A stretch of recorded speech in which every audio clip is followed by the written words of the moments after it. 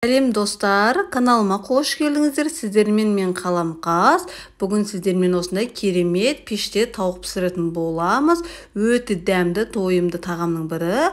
Ол үшін видеоны соңына дейін көріп, каналыма тіркеліп өтіңіздер. Алдымен бізге қажетті заттар: дүкеннің осындай тауығы, және де картоп, сәбіз, сарымсақ, тұз, орегано дәмдеуші және де паприка, сұйық май қажет болады. Алдымен тауығымызды жуып, жақсылап сыртын сүртіп аламыз. Мен алдын ала дайындап қойдым. Енді сәбізімізді, картоптарымызды турап аламыз. Яғни мен картопты сыртына қоятын болғандықтан осындай әдемі сопақша кесіп алдым. Сәбізді ортасына қақ бөле саламыз. Картоптарымыз барлығын осылай турап шығамыз. Қатып қалған заңдылық жоқ. Өз қалауларыңыз бойынша кез келген формада турауға болады. Немесе бөлек пісіріп алуға да болады. Мен бірге пісірдім.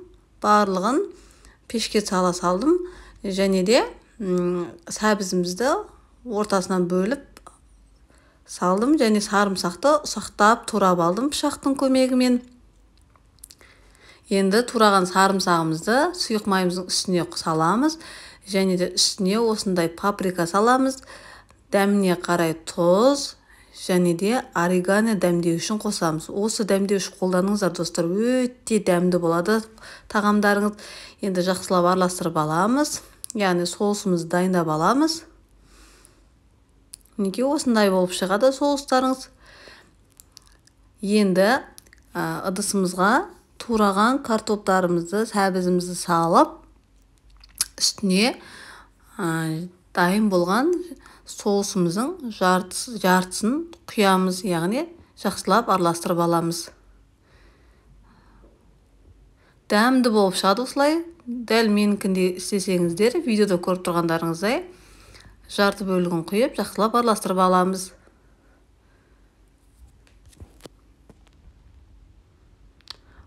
Бұл тауықты үйде бір рет жасағаннан кейін көшедегі, яғни грилді алып жемейтін болады. Себебі өте дәмді, сочный болып шығады, жұмсақ болып, бәрібір қолдан жасаған тағамдардың дәмді болып шығады. Көшенің тамағына қарағанда.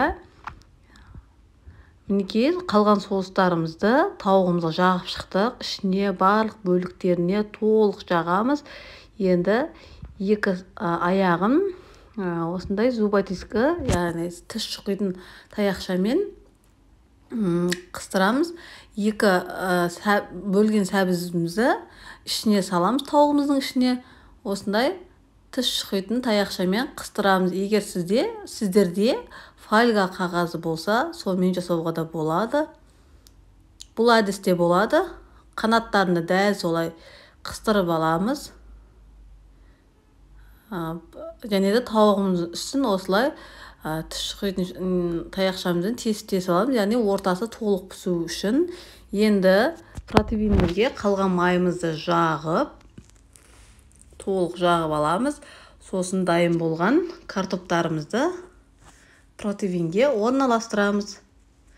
Шеттеріне осындай дөңгелек қылып орналастырып шығамыз.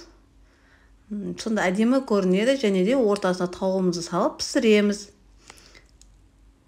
Ортасына тауықты саламыз. Әртүрлі әдіспен де жасауға болады. Мен осылай жасап көрдім. Сіздер де дәл осылай жасап көрсеңіздер керемет шығады. Мінекей дайын болды. Енді қызып тұрған пешімізде 180 градуста 45-50 минутта пісіреміз. Тауығымыз мінекей пісіп шықты 45 минуттан кейін. 180 градуста пісіріңіздер, одан қатты от болса күйіп кетуі мүмкін. Мінекей дайын болып шықты тамағымыз. Өте дәмді болған, жүп жұмсақ картоптарымыз да, тауығымыз да сочный болып шыққан. Толыққанды піскен, өте дәмді, тойымды тауық болып шықты. Сіздер дәл осы рецептпен жасап көріңіздер.